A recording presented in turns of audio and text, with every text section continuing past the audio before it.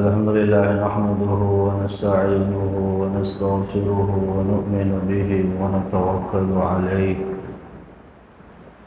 ونعوذ بالله من شرور أنفسنا ومن سيئات أعمالنا من يهده الله فلا مضل له ومن يضلله فلا هادي له ونشهد أن لا إله إلا الله وحده لا شريك له ونشهد أن سيدنا ومولانا وحبيبنا وشفيعنا وسندنا محمدا عبده ورسوله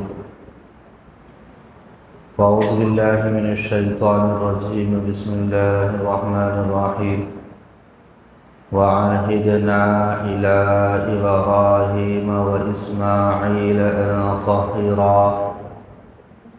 أن طهرا بيتي للطائفين والعاكفين والركع السجود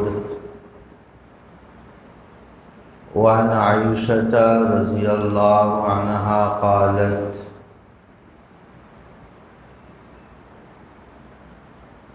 كان النبي صلى الله عليه وسلم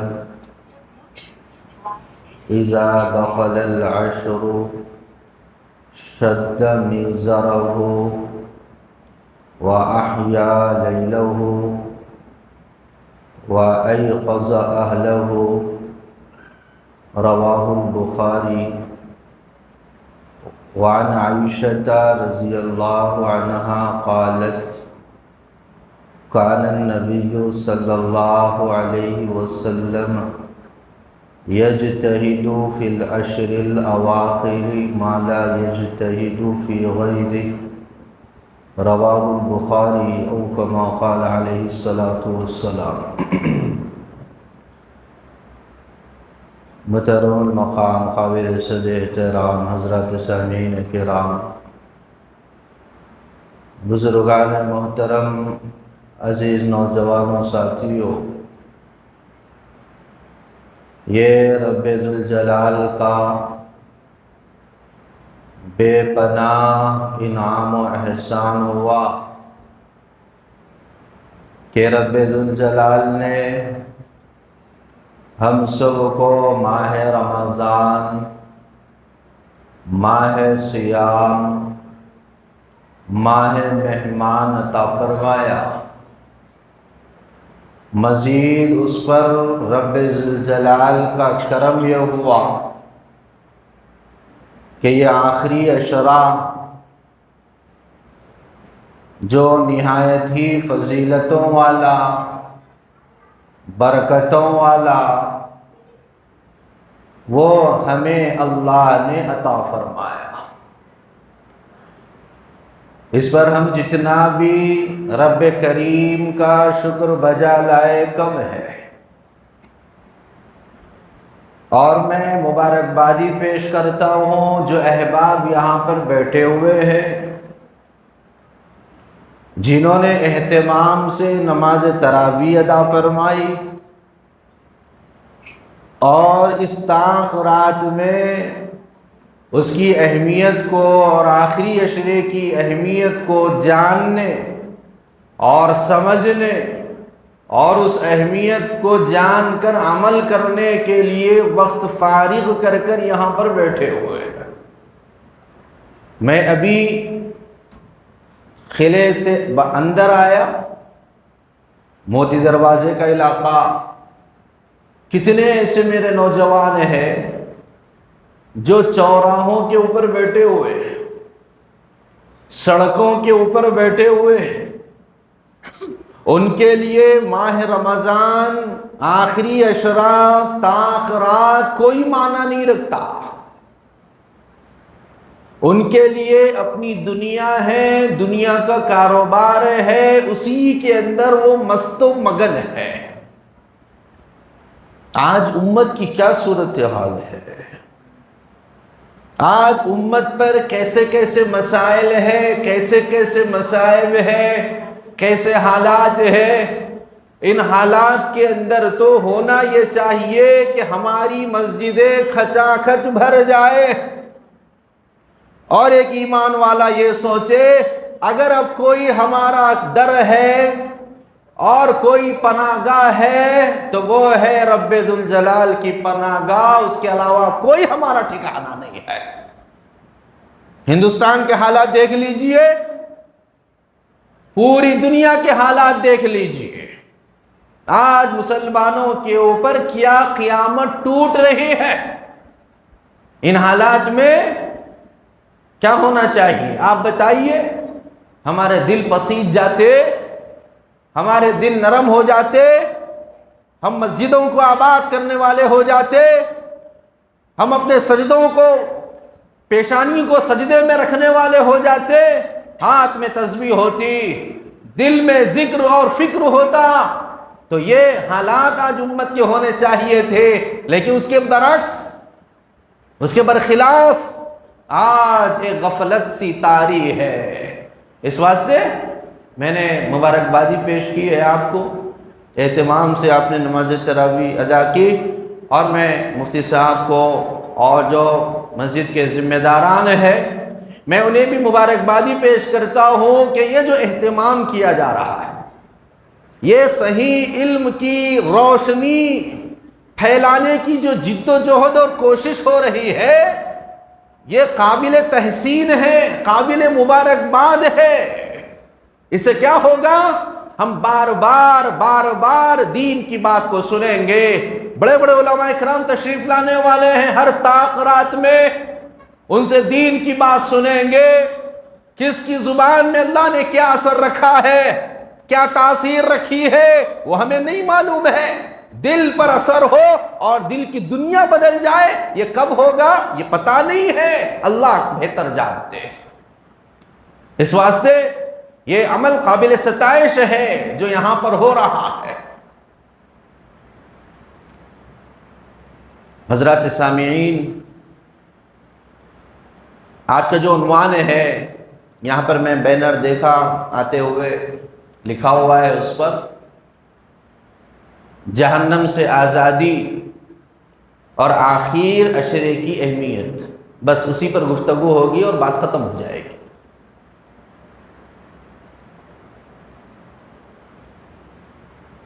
یہ جو آخری اشراف شروع ہوا ہے، اس سے متعلق چند باتیں میں گوشے گزار کروں گا، اور یوں سمجھیے کہ وہی باتیں ہمیں جہنم سے آزاد کرنے والی ہے۔ اللہ کی بنائی ہوئی جہنم وہ پیدا ہو چکی ہے، ہمارا ایمان ہے۔ جہنم بھی پیدا ہو چکی ہے، جنت بھی پیدا ہو چکی ہے، اور اللہ تبارک و تعالی نے قرآن حکیم کے اندر واضح فیصلہ فرما دیا، یوم نحشر المتقین الی الرحمن وفدا وَنَسُوقُ الْمُجْرِمِينَ إِلَى جَهَنَّمَ وِرْدًا۔ دو جماعتیں ہوں گی، دو گروہ ہوں گے، سب پارٹیاں ختم۔ یہ دنیا کے اندر ہے جماعتیں، گروپ بندی، تفریقہ بندی، سب ختم، صرف دو جماعتیں ہیں۔ پہلی جماعت کا ذکر رب ذوالجلال فرما رہے ہیں، یوم نحشر المتقین الی الرحمن وفدا۔ مفتی صاحب موجود ہے یہاں پر۔ وفد کسے کہتے ہیں؟ وفد کہتے ہیں ایک ایسی جماعت کو جس کو پوری شان و شوکت کے ساتھ اور اس کا استقبال کرتے ہوئے، اسے اہلاً و سہلا کہتے ہوئے، اسے ویلکم کہتے ہوئے بلایا جائے، تو رحمان کی بارگاہ میں بلایا جائے گا۔ کسے بلایا جائے گا؟ پرہیزگاروں کو بلایا جائے گا۔ یوم نحشر المتقین، روزے کا مقصد یہی ہے، اعتکاف کا مقصد یہی ہے، تلاوت کا مقصد یہی ہے، ہدایت بھی پرہیزگاروں کے لیے ہے۔ ذالک الکتاب لا ریب فیہ ھدی للمتقین۔ پرہیزگاری کیا ہے؟ رب ذوالجلال کا احترام، رب ذوالجلال کا خوف، رب ذوالجلال کی خشیت دل میں پیدا کرتے ہوئے اللہ کی اطاعت کرنا، نافرمانی سے اپنے آپ کو بچانا۔ ہو گئی بات، یہ ہے پرہیزگاری۔ یہ جو روزہ ہم کو ملا ہوا ہے، یہ ہمیں پرہیزگار بنانے کے لیے آیا ہے، لعلکم تتقون۔ ہماری زندگیوں کے اندر اگر یہ خوف پیدا ہو رہا ہے، پرہیزگاری پیدا ہو رہی ہے، تو سمجھ جائیے یہ ہماری کامیابی ہے، یہ ہماری کامرانی ہے۔ رب ذوالجلال فرما رہے ہیں یوم نحشر المتقین الی الرحمن وفدا، بڑے استقبال کے ساتھ پرہیزگاروں کو رحمان کے پاس بلا کر جنت کے اندر داخل کیا جائے گا۔ وَنَسُوقُ الْمُجْرِمِينَ إِلَى جَهَنَّمَ وِرْدًا۔ وردہ کے کیا معنی ہیں؟ وردہ کے معنی ہیں پیاس، پیاس کی شدت، بھوک کی شدت۔ اور ایک جانور کو جس طریقے سے ایک لکڑی لے کر ایک چرواہا ہانکتا ہے، یسوقو کے معنی ہے جانور کو پیچھے سے مارنا، اس کو ہانکنا کہ جانور آگے آگے بھاگ رہا ہے اور پیچھے سے ان کو مارا جا رہا ہے۔ مجرموں کو، نافرمانوں کو، اللہ کے باغیوں کو فرشتے اس طرح ہانک کر بھوک اور پیاس کی شدت میں جہنم کے اندر داخل کر دیں گے۔ جہنم سے آزادی ملنا، جہنم سے آزادی، میں وہ آپ کو سمجھانا چاہتا۔ جہنم سے آزادی کب ہوگی؟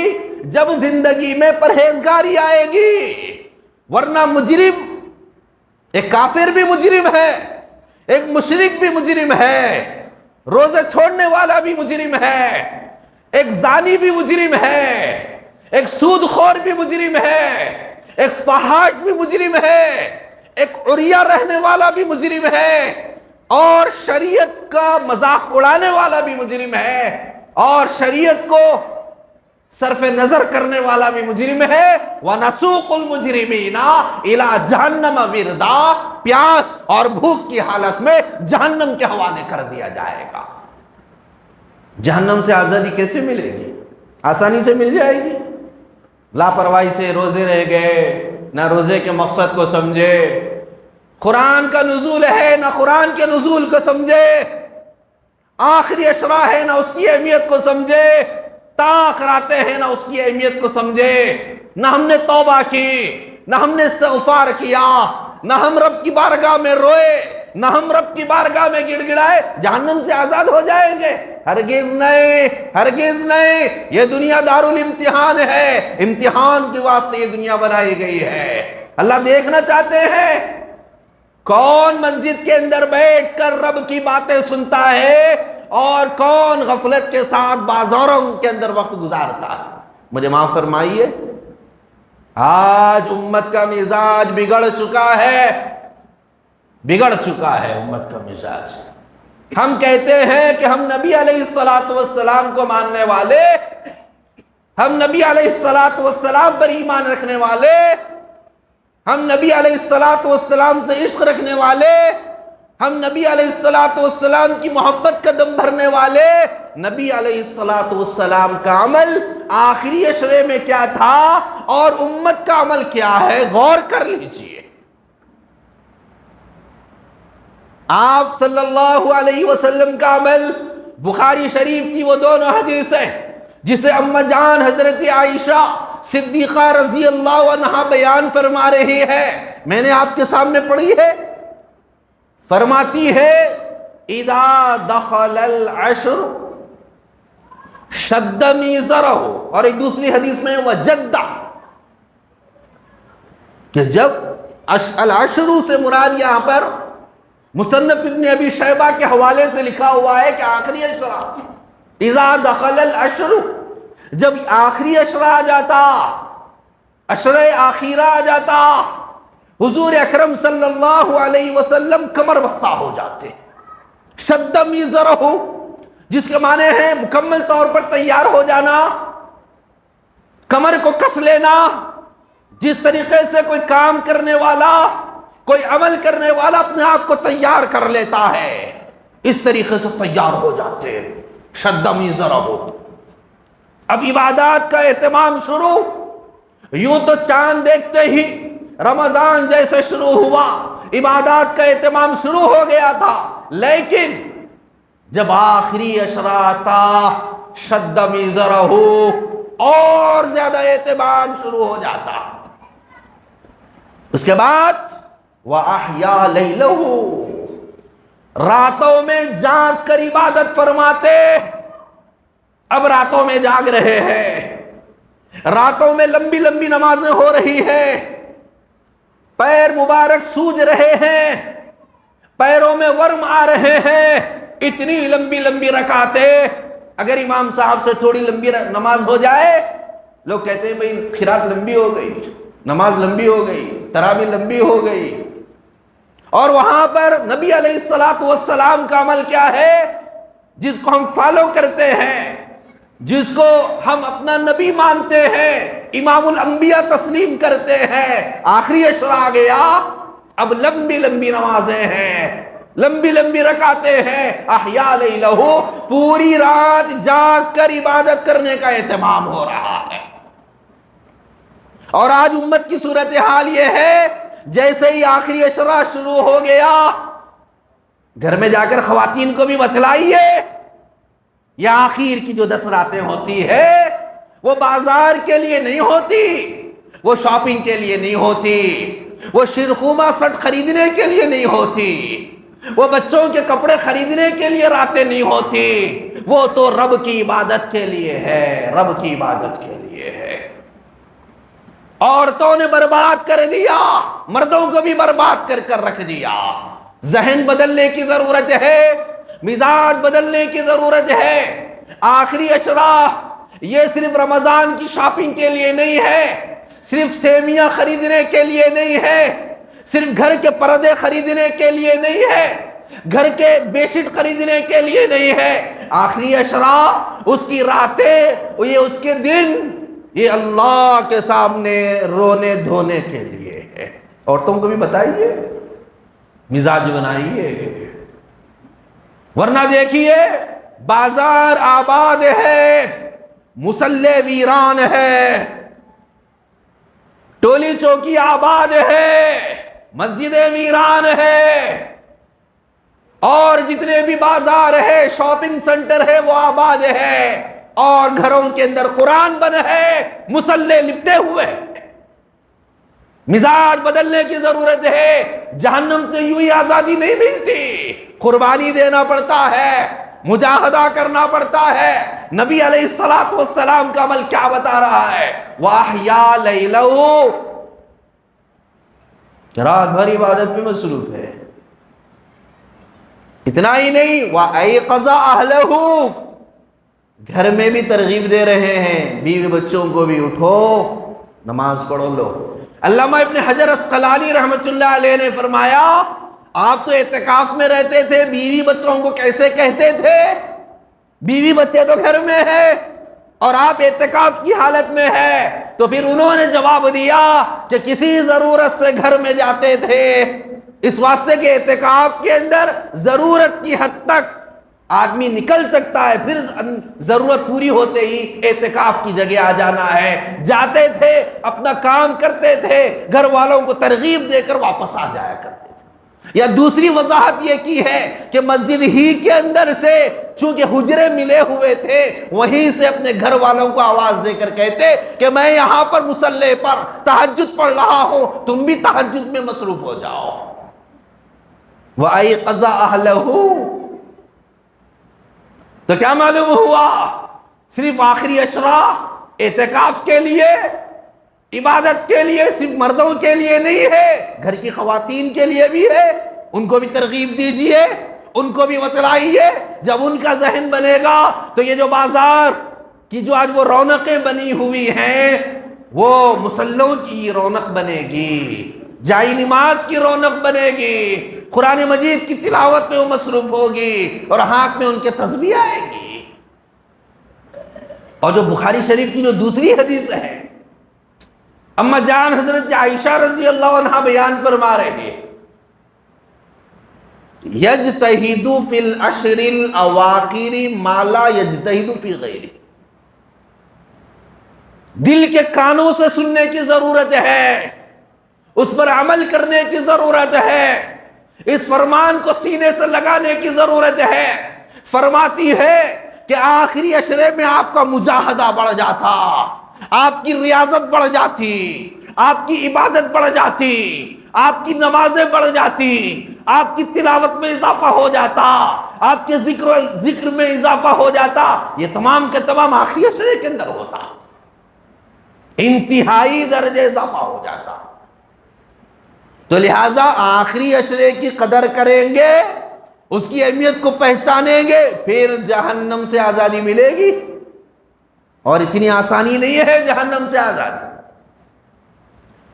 اس کے لیے پاپڑ بیلنا پڑتا ہے، مجاہدہ ہے، رب کی عبادت ہے، عبادت میں بھی مجاہدہ ہے، مشقت ہے۔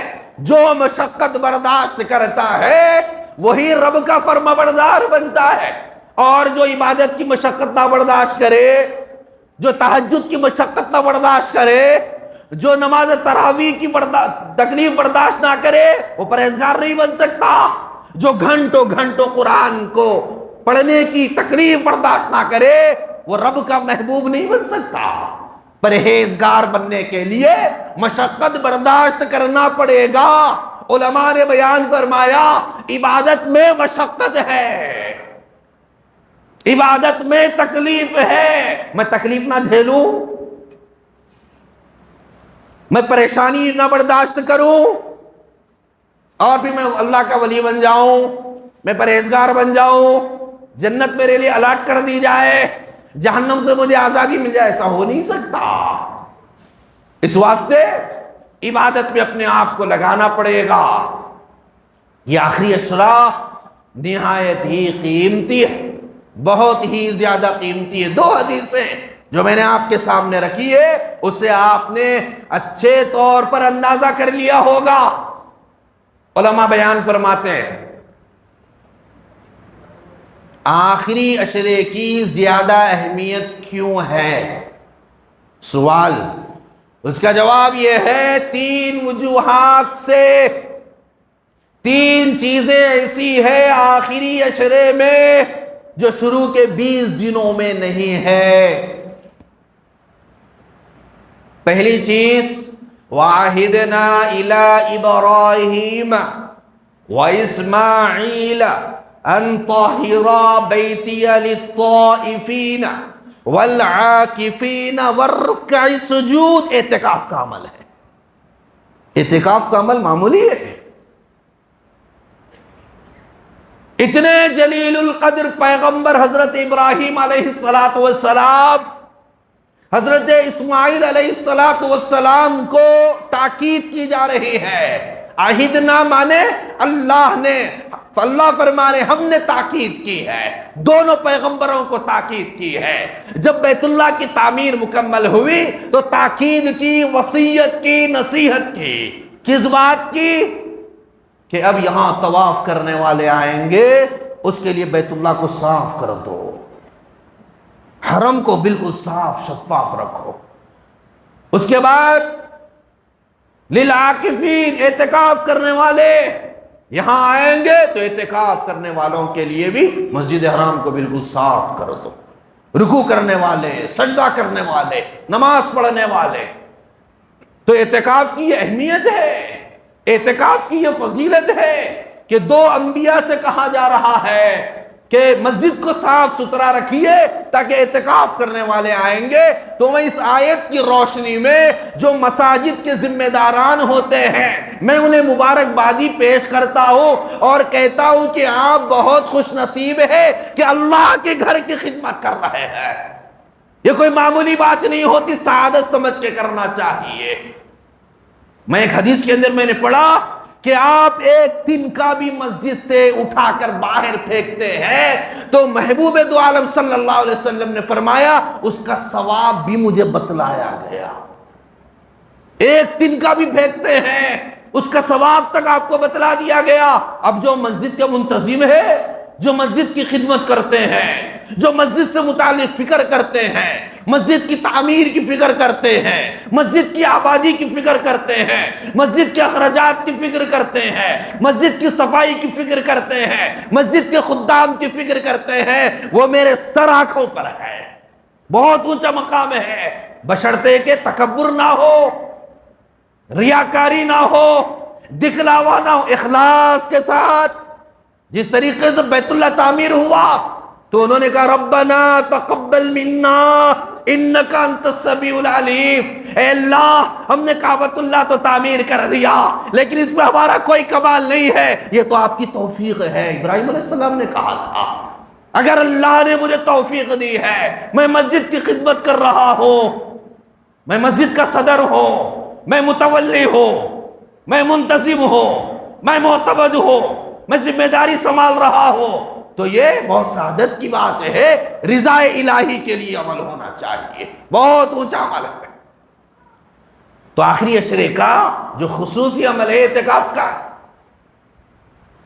حضرت شیخ رحمت اللہ علیہ نے ایک جگہ لکھا کہ سب سے بہترین اعتکاف وہ مسجد حرام کا ہے، سب سے بہترین اعتکاف۔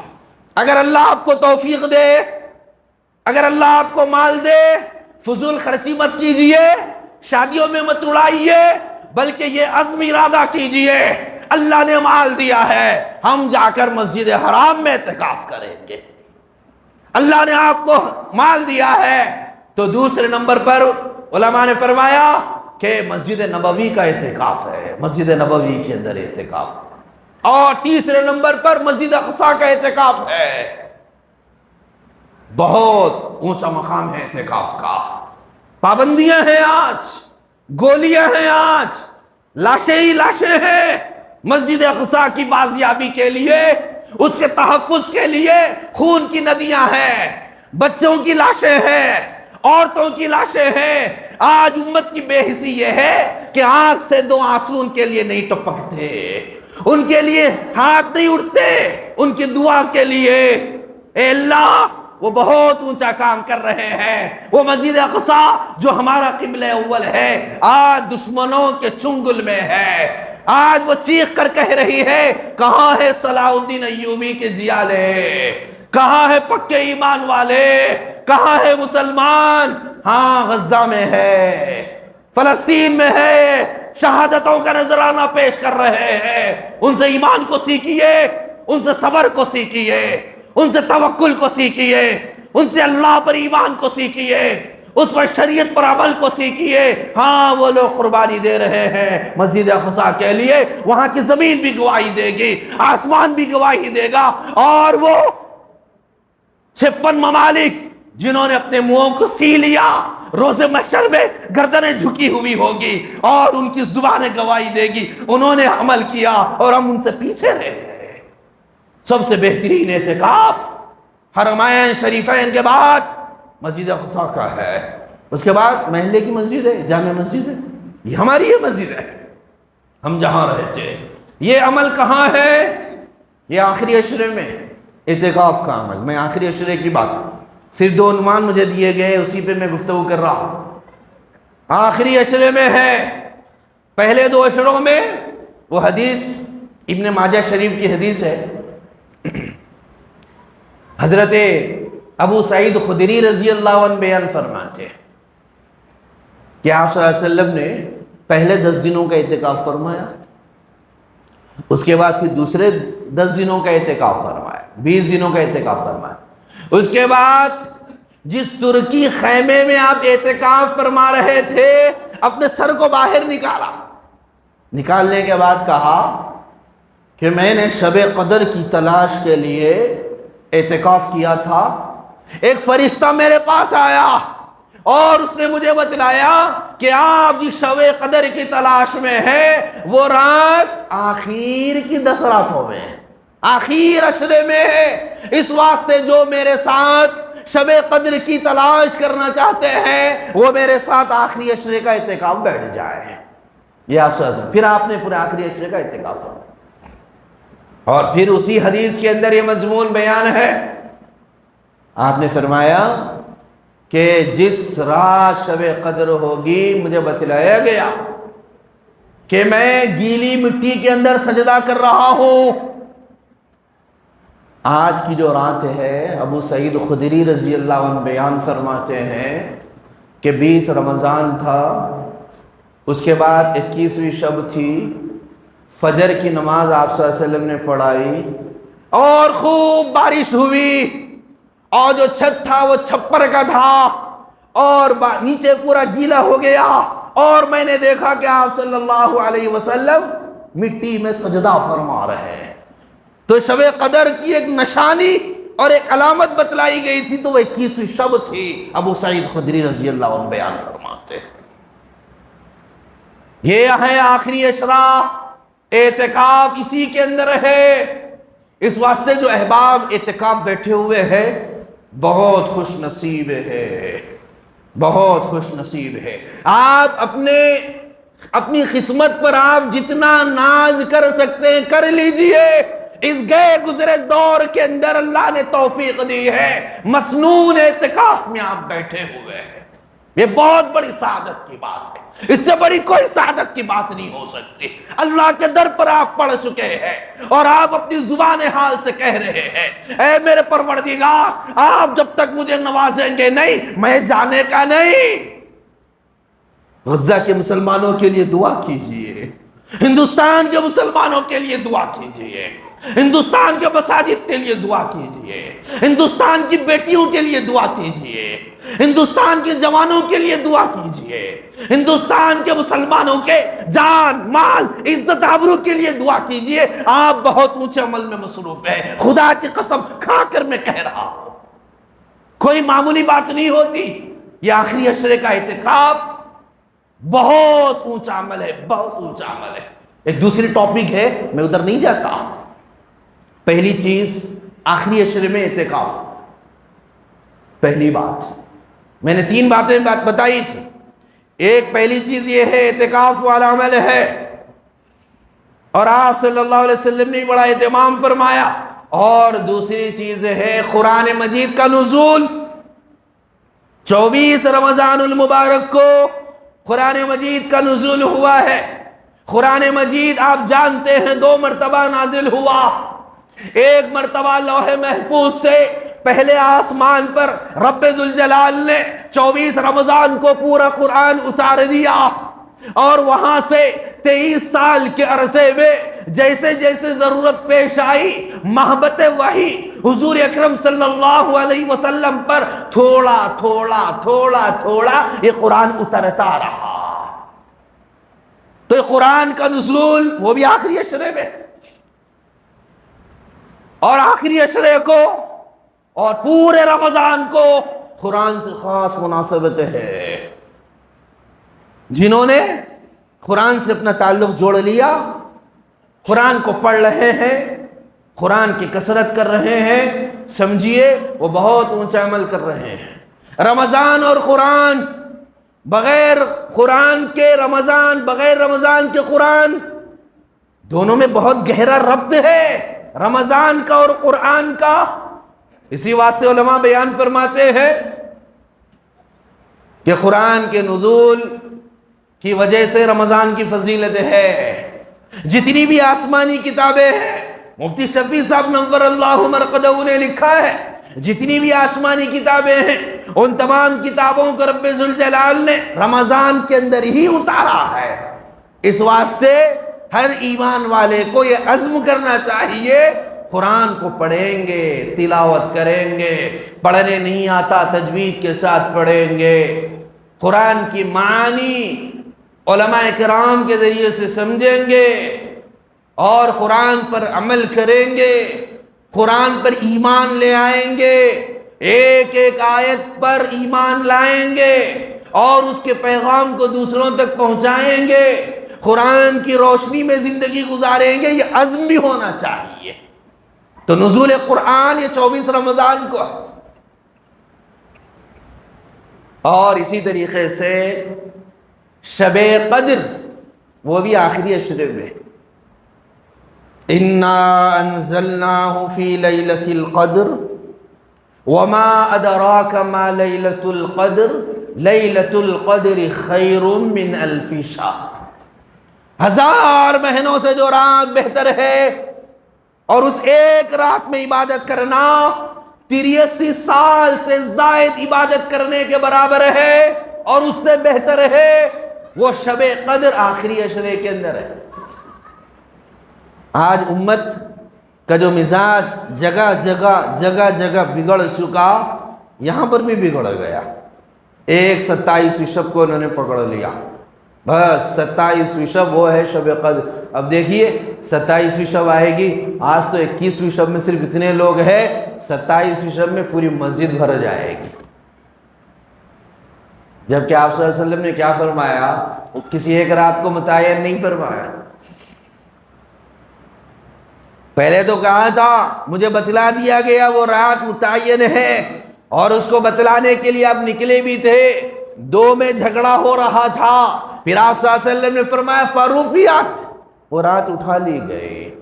پھر کیا فرمایا؟ بخاری شریف کی حدیث ہے، اما جان حضرت عائشہ صدیقہ رضی اللہ عنہا اس حدیث کی راویہ ہے، فرمایا تحروا لیلۃ القدر فی الوتر من العشر الاواخر من رمضان، یہ فرمایا شب قدر کو رمضان کے آخر عشرے کی طاق راتوں میں تلاش کرو۔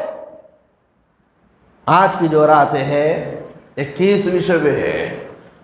پھر محدثین نے، مجتہدین نے، اور جنہوں نے اپنی زندگیاں حدیث میں کھپا دی، بال پک گئے، قبر میں اتر گئے، انہوں نے اس کی تشریحات کی، وضاحت کی، وہ 5 راتیں ہیں، ان 5 راتوں میں سے کوئی ایک رات شب قدر ہے۔ ابھی مفتی صاحب بھی عرض کر رہے تھے آج 21ویں شب ہے، ممکن ہے کہ شب قدر ہو، 5 راتیں ہیں، 5 راتوں میں شب قدر کو تلاش کرنے کا حکم دیا گیا۔ اب 5 راتوں کو عبادت کے ساتھ آباد کرنا ہے، 5 راتوں میں جاگنا ہے، توبہ اور استغفار میں لگنا ہے۔ 5 راتیں جاگنا، ارے یہ تو بہت بار ہے، ایک رات بولے تو اچھا جاگ لیتے تھے، 5 راتیں کہاں جاگتے اتنا لمبا؟ اچھا گھر کے اندر شادی ہو جائے، سانچک کی پوری رات جاگ رہے ہیں، شادی کی پوری رات جاگ رہے ہیں، چوتھی کی پوری رات جاگ رہے ہیں، ولیمے کی پوری رات جاگ رہے ہیں، راتوں پہ راتیں جاگ رہے ہیں، چہرے پہ کوئی بل نہیں آتا۔ یہاں پر جہنم سے آزادی کا مسئلہ ہے، یہاں پر رب کی رضا کا مسئلہ ہے۔ 5 راتیں جاگنا، مول صاحب 5 راتیں کیسا جاگی ہے؟ جہنم سے آزاد بھی تو ہو رہا ہے۔ 11 مہینے رب کو ناراض کرتے رہے، اب تو 5 راتوں میں رب کو راضی کر لیں گے، اس واسطے جاگنا ہے۔ تحروا لیلۃ القدر، 5 راتوں میں عبادات کا اہتمام کرنا ہے۔ 21ویں شب آج، اللہ جتنی توفیق دے عبادت کا اہتمام کیجئے۔ اس میں کیا کرنا ہے میں آخر میں بتلاؤں گا، پھر بات ختم کر دوں گا۔ 23ویں شب ہے، 25ویں شب ہے، 27ویں شب ہے، 29ویں شب ہے، یہ 5 راتوں میں عبادت کے ساتھ جاگنے کا اہتمام۔ میں صرف جاگنا نہیں کہہ رہا ہوں، غور کیجئے میرے لفظ پر، آپ صرف جاگنا ہے یہ بات نہیں کہہ رہا ہوں، ورنہ بہت سارے نوجوان یہاں پر بھی بیٹھے ہوئے ہیں، لیکن ان سے متعلق میں نہیں بتا۔ دوسرے مساجد میں بہت سارے نوجوان پوری رات بھر مسجدوں میں اس کے کونوں میں ٹھیٹی ٹھاٹا کرتے ہوئے جاگ رہے ہیں۔ یہ جاگنا ہے؟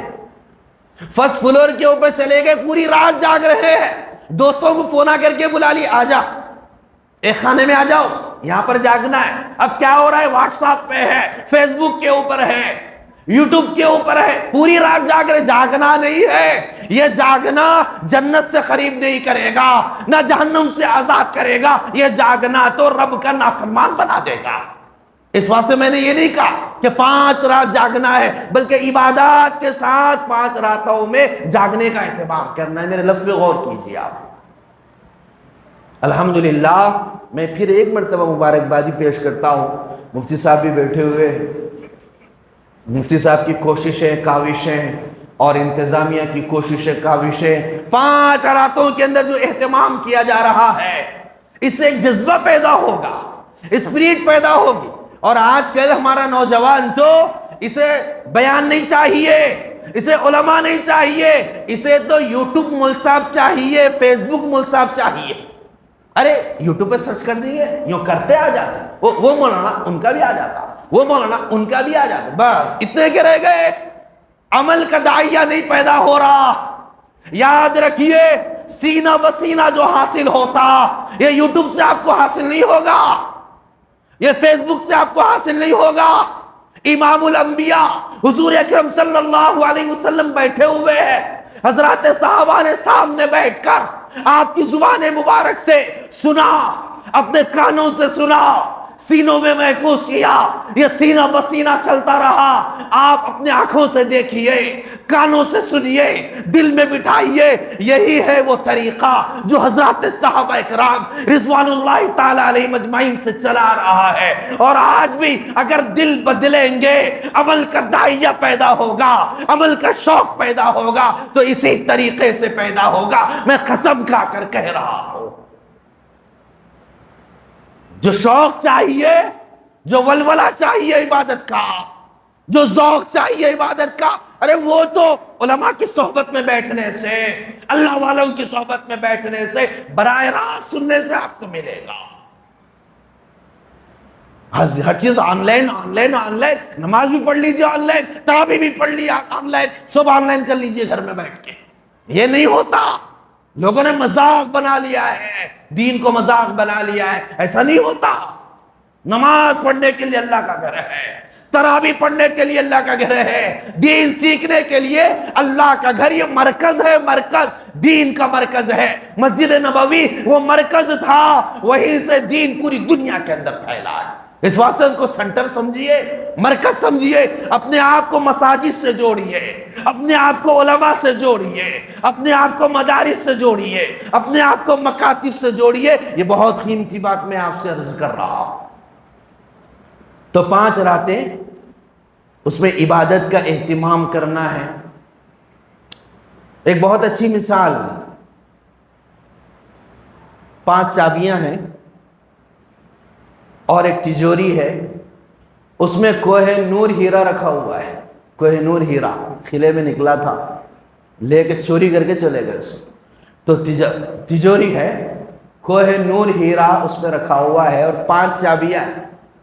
آپ کو کہہ دیا گیا کہ بھئی وہ جو تجوری کی چابی ہے نا، یہ 5 میں سے ایک ہے، اب آپ چابی لے کے کھولے، نہیں کھلا، آپ بیٹھ جاتے، جان دو نہیں کھلانا، چھوڑ دو، نہیں، وہ 5 چابیوں کو ٹرائی کرتے، ملنا ہی ملنا ہے کوہ نور۔ اسی طریقے سے شب قدر یہ 5 راتوں میں ہے۔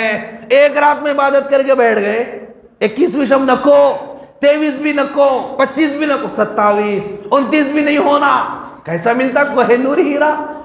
وہ 5 چابیوں میں سے کوئی ایک چابی سے ہی وہ تجوری کھولے گی، کوہ نور ہیرا ملے گا۔ اسی طریقے سے جاگنا پوری راتوں میں ہے، 5 راتوں میں ہے، اور یہ تو قرآن کا منشا ہے۔ یہاں پر مفتی صاحب بیٹھے ہوئے، آپ نے تراویح میں سنا ہوگا سورہ حجر کی آخری آیت ہے نا مفتی صاحب، وَاعْبُدْ رَبَّكَ حَتَّى يَأْتِيَكَ الْيَقِينُ، اپنے رب کی عبادت کرتے رہو یہاں تک کہ یقین آ جائے۔ یقین مفسرین نے وضاحت کی ہے، یقین سے مراد موت ہے۔ میں رب کی عبادت کب تک کرتا رہوں؟ موت تک کرنا ہے۔ 5 رات کیا ہے؟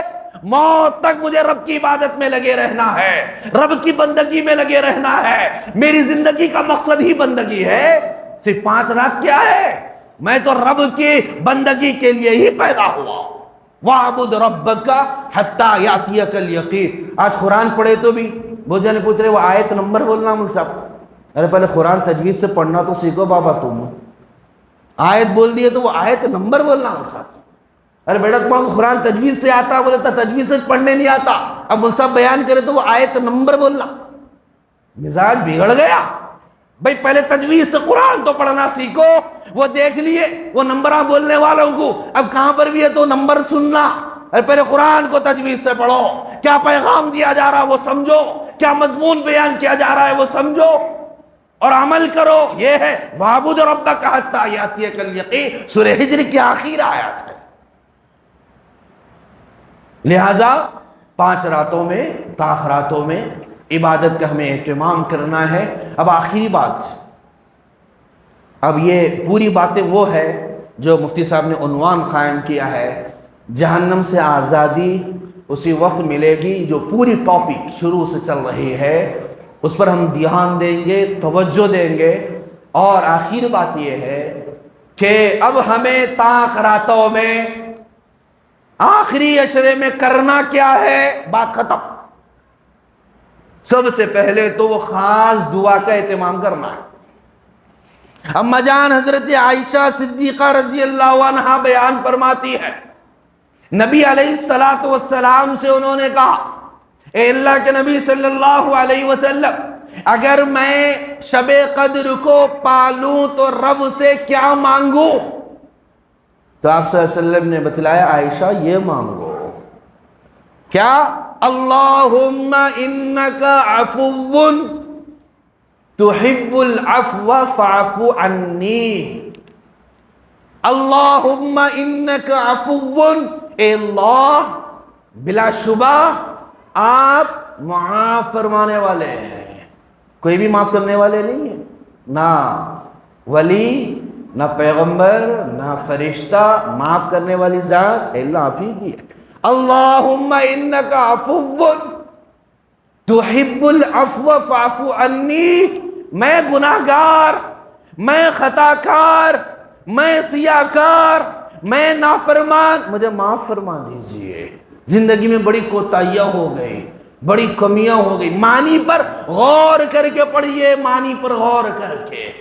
ایک مرتبہ حضرت شاہ جمال الرحمن صاحب مفتاحی دامت برکاتہم العالیہ نے ایک وعظ میں فرمایا، جب بھی تاخرات آئے مغرب سے لے کر فجر تک خاص طور پر اس دعا کو پڑھنے کا اہتمام کرتے رہیے۔ ہر تاخرات کے اندر اگر ایک مرتبہ بھی آپ کی یہ دعا رب صمد کی بارگاہ میں قبول ہو گئی تو سمجھیے آپ کا بیڑا پار ہو گیا۔ اللہم انکا عفو تحب العفو فاعف عنی، اللہ معاف فرمائیے۔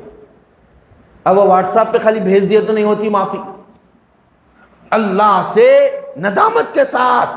حضرت علی کرم اللہ وجہ معارف القرآن میں لکھا ہوا ہے، حضرت علی کرم اللہ وجہ بیان فرماتے ہیں، توبہ کب کمپلیٹ ہوتی ہے؟ اس وقت کمپلیٹ ہوتی ہے، معافی اس وقت تمہاری کمپلیٹ ہوتی ہے جب تم جو گزشتہ گناہ کیے اس کے اوپر تمہارے دل میں ندامت ہونا، شرمندگی ہونا اور افسردگی ہونا، اور تمہارے جسم پر کپکپی طاری ہونا، اور تم اس گناہ کو چھوڑنا اور آئندہ اس گناہ کو نہ کرنے کا پختہ ارادہ کرنا۔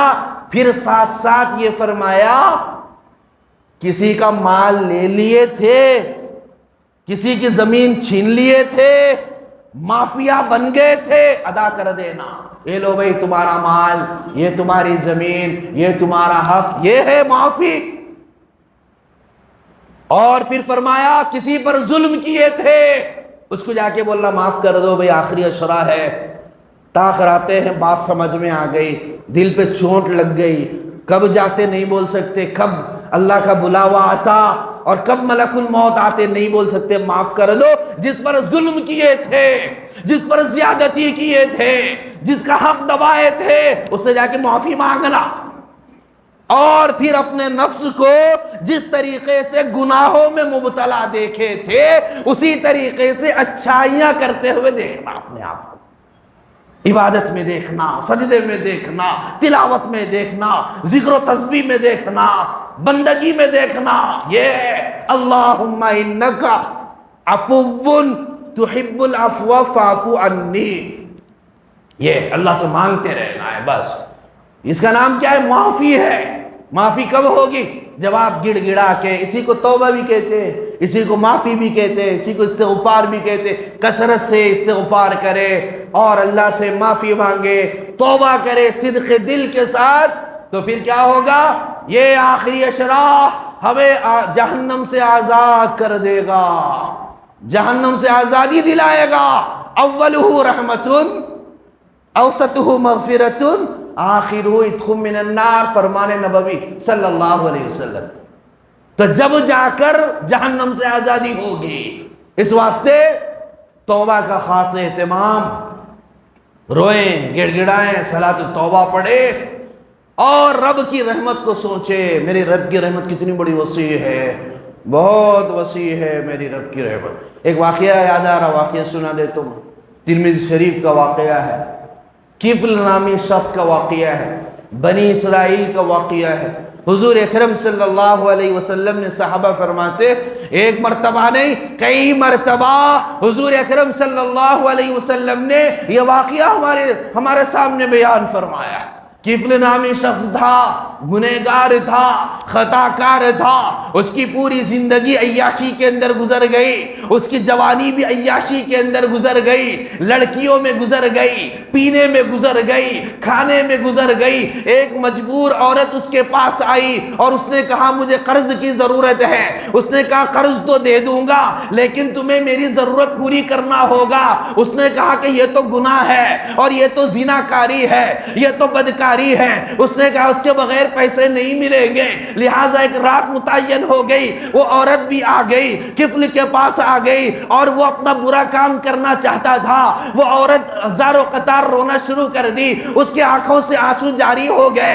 کفل پوچھتا ہے روتی کیوں ہو، تو راضی ہے؟ اس واسطے میں نے یہ معاہدہ طے کیا ہے۔ تو وہ کہتی ہے میں تو آ گئی لیکن مجھے وہ دربار یاد آ رہا ہے، رب کی بارگاہ ہوگی اور رب ذوالجلال ہوں گے، میں رب کو کل کیا صورت دکھاؤں گی، وہ سوچ کر میں کانپ جاتی ہوں۔ اتنا سننا ہوتا ہے۔ کفل کہتا ہے عورت ہوتے ہوئے تجھے رب کا اتنا خوف ہے تو مرد ہوتے ہوئے مجھے بھی خوف ہونا چاہیے، چلی جا، میں کوئی گناہ نہیں کرتا۔